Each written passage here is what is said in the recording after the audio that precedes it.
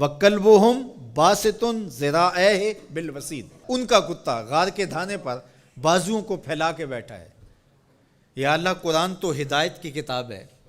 سراسر ہدایت، لفظ لفظ ہدایت، حرف حرف ہدایت، تو کتے کے بیٹھنے کے سٹائل کو تو نے قرآن میں بیان کیا، تو اس میں ہمارے لیے کیا ہدایت ہے؟ کہا یہی تو بتانا چاہتا ہوں کہ ذات کا کتا بھی ہو، سنگ جڑ جائے ولیوں کے، اور ولیوں کے دروازے پر بیٹھ کے پہرا دینے لگ جائے،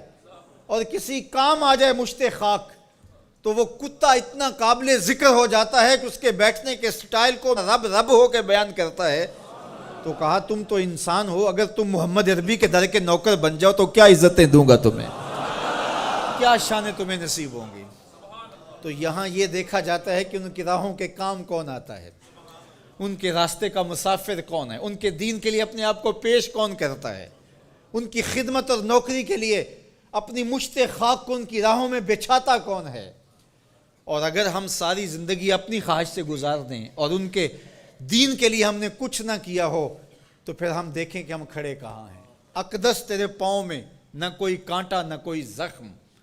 پھر کیوں ہاتھ میں پرچم اسلام لیا تھا۔ اللہ تعالیٰ جل شانہ کی نعمتیں، اس کی کرم نوازی ہمارے اوپر پہم برسیں،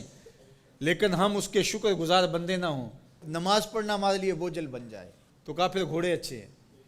وہ اللہ کی راہ میں چلتے تو ہیں، کام تو آتے ہیں۔ تو کہا ان الانسان لربہ لکنود، بے شک انسان اپنے رب کا ناشکرہ ہے۔ اس زمین کو ارض کنود کہتے ہیں کہ جہاں کچھ نہ اگتا ہو، بنجر زمین، جہاں نہ سبزہ اگتا ہو کہ جانور چارہ کھا سکیں، نہ کوئی درخت اگتا ہو جس سے کوئی سایہ لیا جا سکے، نہ کوئی ایسا درخت اگتا ہو جس سے کوئی پھل حاصل کیا جا سکے،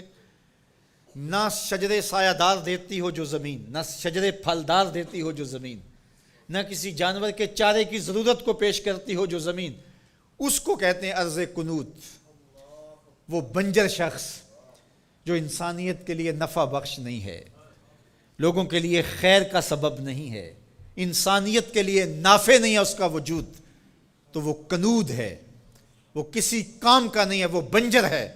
اللہ کہتا ہے اس بنجر انسان سے میرے محبوب کے غلاموں کے گھوڑے اچھے ہیں۔ اصحاب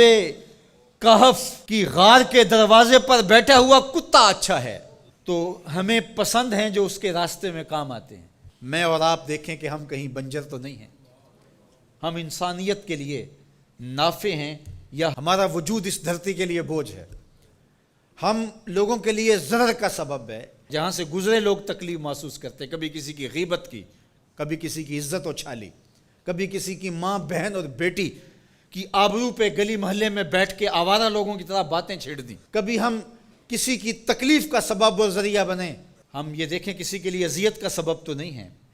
بلکہ میرے حضور نے ارشاد فرمایا ایک وصیت کرتے ہوئے کہ خیر کی چابی بن جا، شر کا تالا بن جا، تیرے وجود کی وجہ سے خیر پھوٹے، جدھر سے گزرتا جائے روشنیاں پھیلتی چلی جائیں،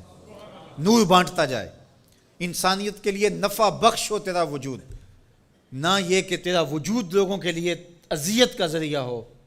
حتیٰ کہ تیرے لیے کسی کی زبان سے خیر کے کلمے نہ نکلیں۔ ایسے لوگ کتنے ہیں کہ جب وہ مر بھی جاتے ہیں تو ان کے لیے لفظ ڈھونڈنے پڑتے ہیں، تو بعض لوگ لفظ ڈھونڈ ڈھونڈ کے کہتے ہیں اچھا ساڑھے نال تے چنگائی سی،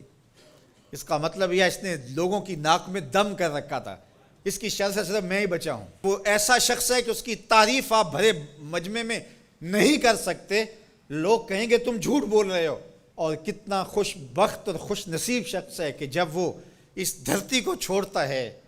تو زمین کی مٹی بھی روتی ہے، در و دیوار بھی اشک بہاتے ہیں، اور زمانہ کہتا ہے کہ یہ تو چراغاں تھا، یہ تو نور تھا بزم عالم کا، اس کے دم سے روشنیاں تھیں، یہ کیا گیا کہ زندگی کی ساری رونقیں ماند پڑ گئی، گویا روشنیاں بجھ گئیں اس کے جانے سے۔ تو خیر کا سبب اور خیر کا ذریعہ بنو، نہ کہ برائی کا ذریعہ بنو۔